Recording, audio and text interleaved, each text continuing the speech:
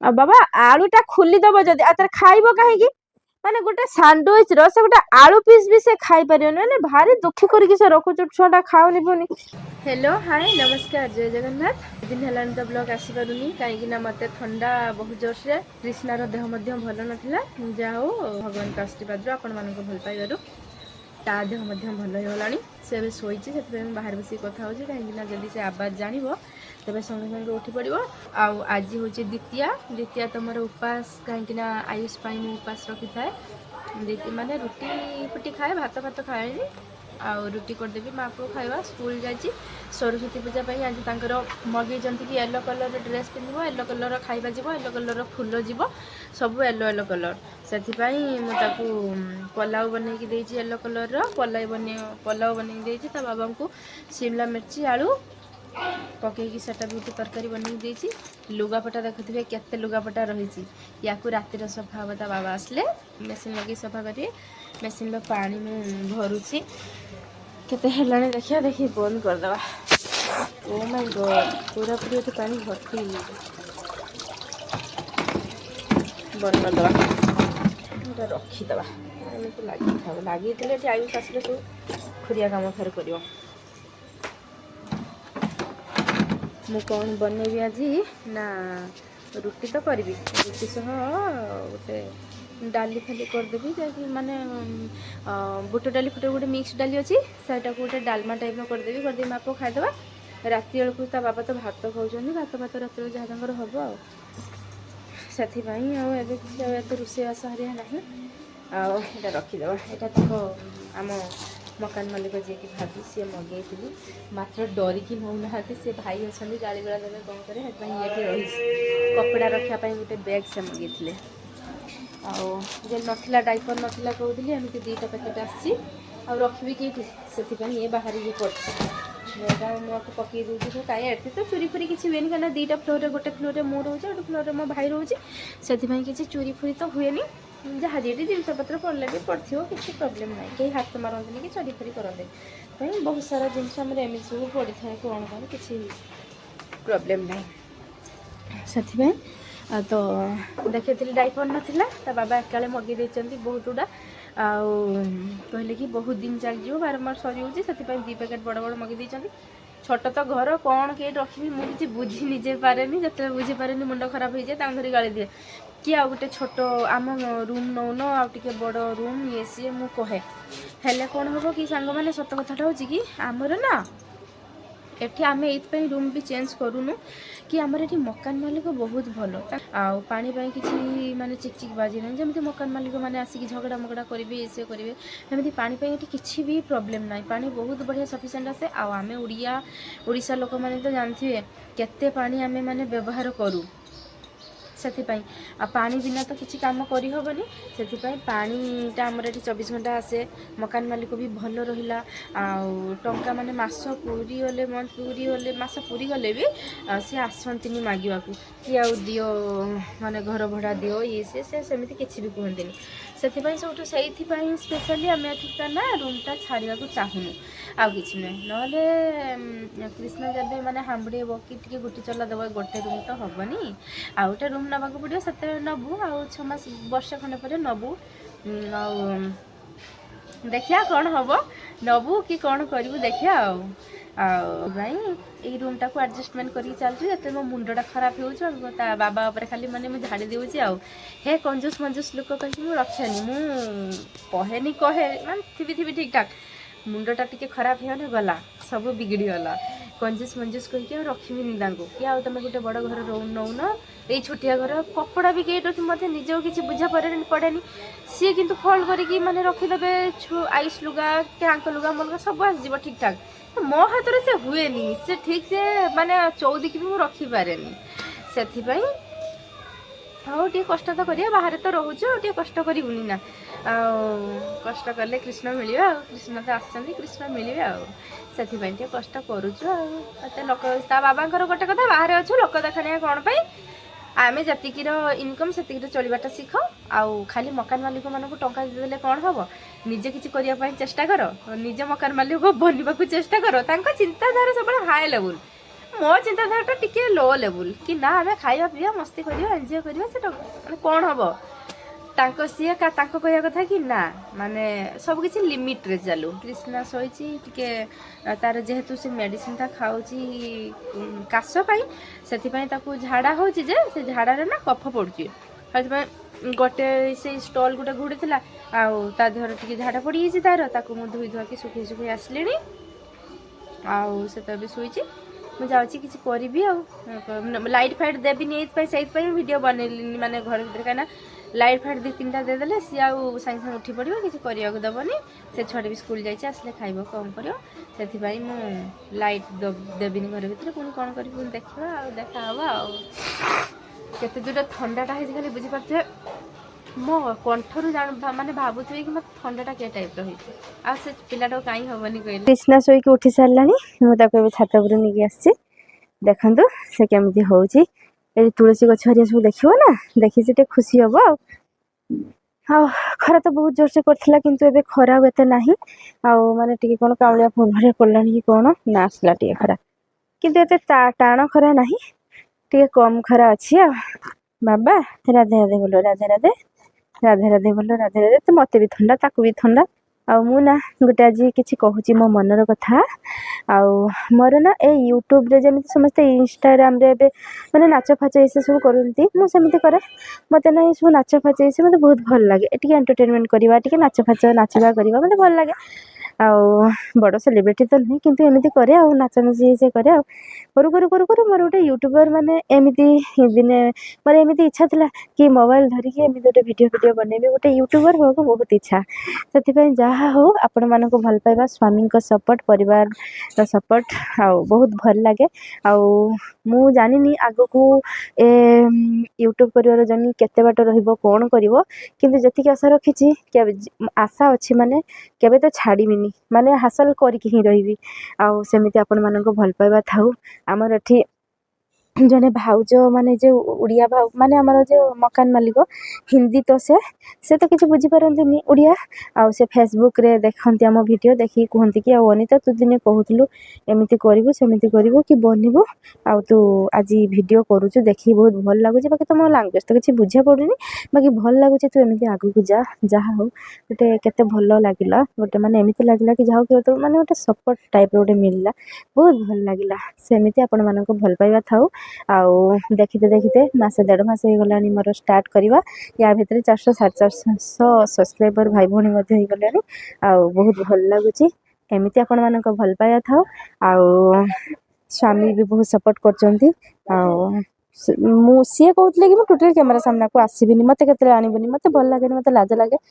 ମୁଁ କହିଲି କି ଦେଖ କିଛି ପାଇବା ପାଇଁ ହେଲେ କିଛି ଇଏ କରିବାକୁ ହୁଏ ସେଥିପାଇଁ ଆମେ କ'ଣ ଏଠି ଚୋରି ଫୁରି କିଛି କରୁଛୁ କି ଆଉ ତ ଭିଡ଼ିଓଟା ବନାଉଛୁ ଆଉ ସେଥିରେ କ'ଣ ଅଛି ସେଥିପାଇଁ ତାଙ୍କୁ ବି ଟିକେ ମୁଁ କହିଲି ଲାଜ ଫାଜ ଛାଡ଼ ଟିକେ କ୍ୟାମେରା ସାମ୍ନାକୁ ଆସ ଟିକେ କରିବା ଆଉ ଭିଡ଼ିଓ ସିଏ ବି ରାଜି ଅଛନ୍ତି ଆଉ ବହୁତ ଭଲ ଲାଗେ ତାଙ୍କ ସପୋର୍ଟ ପାଇଁ ଆଉ ସବୁଠୁ ବେଶୀ ଭଲ ଲାଗେ ଆପଣମାନଙ୍କ ଭଲ ପାଇବା ପାଇଁ। କ୍ରିଷ୍ଣାକୁ ଆଶୀର୍ବାଦ କରନ୍ତୁ ସେ ଏମିତି ସବୁବେଳେ ହସୁଥାଉ ଏମିତି ଦେଖିତେ ଛୋଟରୁ ବଡ଼ ବି ହେଇଯାଉ ଆଉ କିନ୍ତୁ ଏଥିରେ ନା ବହୁତ ପରିଶ୍ରମ କରିବାକୁ ପଡ଼ୁଛି ମାନେ ଏତେ ମାନେ ବେଳେବେଳେ ଏଡ଼ିଟିଂ କରିକି ଶୋଉ କେତେ ରାତି 2ଟା 2.5ଟା ନୂଆ ନା ଏତେଟା ବି ଜାଣିପାରୁନୁ 2ଟା 2.5ଟା ତା ଭିତରେ ଆୟୁଷର ପାଠ ପଢ଼ା ସେଟା ତ କେତେବେଳେ ଛାଡ଼ି ହେବନି ନା ତା ପାଠ ପଢ଼ା ତ ଯାହା ବି ହେଲେ ପ୍ରାଇଭେଟ୍ ସ୍କୁଲରେ ପଢ଼ୁଛି ପାଠ ତ ମୁଁ ଫୁଲ୍ ଦେଖେ ତାର ପାଠ ପଢ଼ା ପୁଣି ଆକୁ ମେଡ଼ିସିନ ଆର ଖାଇବା ପିଇବା ଏବେ ତ କିଛି ଖାଇନି ଆଉ 1 ମାସ ପରେ ପୁଣି ଖାଇବ କରିବ ଆର କାମ ବହୁତ ତା ଭିତରେ ବି ମୁଁ ଆପଣମାନଙ୍କ ସାମ୍ନାକୁ ଭିଡ଼ିଓ ନେଇକି ଆସୁଛି କାହିଁକି ନା ମୋ ଜର୍ଣ୍ଣି ମୁଁ କେବେ ଛାଡ଼ିବିନି ଆଉ ଆପଣମାନଙ୍କ ଭଲ ପାଇବା ବି ମୁଁ କେବେ ଛାଡ଼ିବିନି ପ୍ଲିଜ୍ ଏମିତି ଭଲ ପାଇବା ଦେଉଥାନ୍ତୁ। ବର୍ତ୍ତମାନ ସନ୍ଧ୍ୟା ହେଇସାରିଲାଣି ଆୟୁଷ ଟ୍ୟୁସନରୁ ଆସି ସାରିଲାଣି ଆସିକି ସ୍କୁଲ ତ ଯାଇଥିଲା ସ୍କୁଲ ଆସିକି ଟ୍ୟୁସନ୍ ଆସିକି ଏଠି ବ୍ରେଡ୍ ସାଣ୍ଡୱିଚ୍ ଖାଉଛି ଆଉ କ୍ରିଷ୍ଣା ଶୋଇଥିଲା ଶୋଇକି ଟିକେ ଉଠି ସାରିଲାଣି।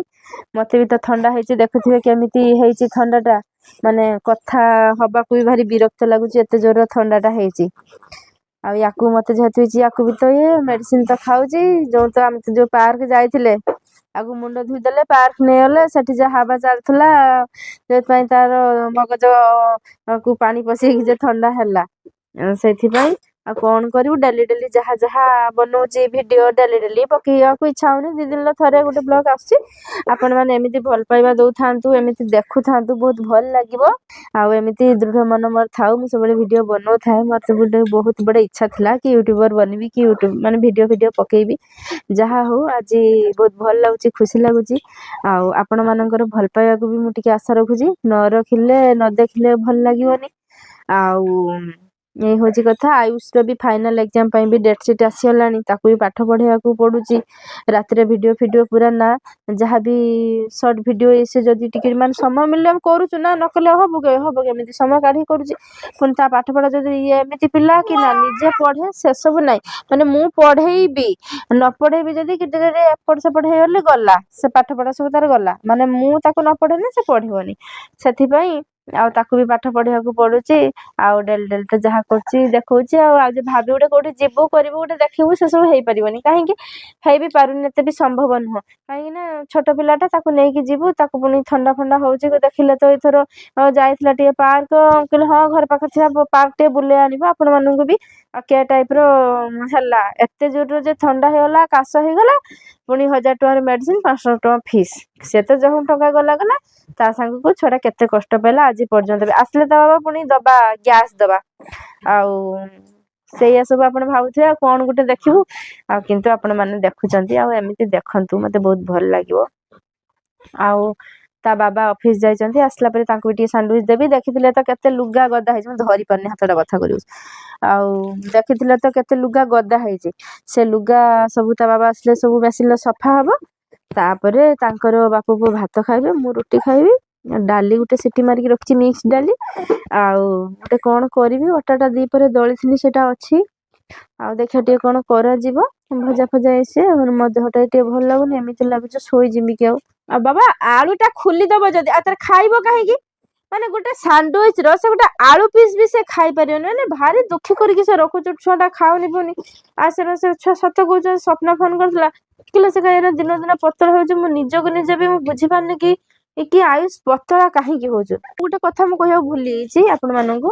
ଆଉ ଆମର ଯୋଉ ଡକ୍ଟର ପାଖକୁ କ୍ରିଷ୍ଣାକୁ ନେଇକି ଯାଇଥିଲେ, ସେ ଡକ୍ଟର କହିଲେ କି ଲାଜ ମାରିବ ମୁझे, ସେ ଡକ୍ଟର କହିଲେ କି ତୁମର କେତେ ବର୍ଷର ବଡ ପୁଅ? ମୁଁ କହିଲି କି ଇଧର ଦେଖ, ମୋ ଭ୍ୟୁଜ ମାନଙ୍କୁ ଦେଖା, ସବୁ କଥା ମୁଁ କହେ।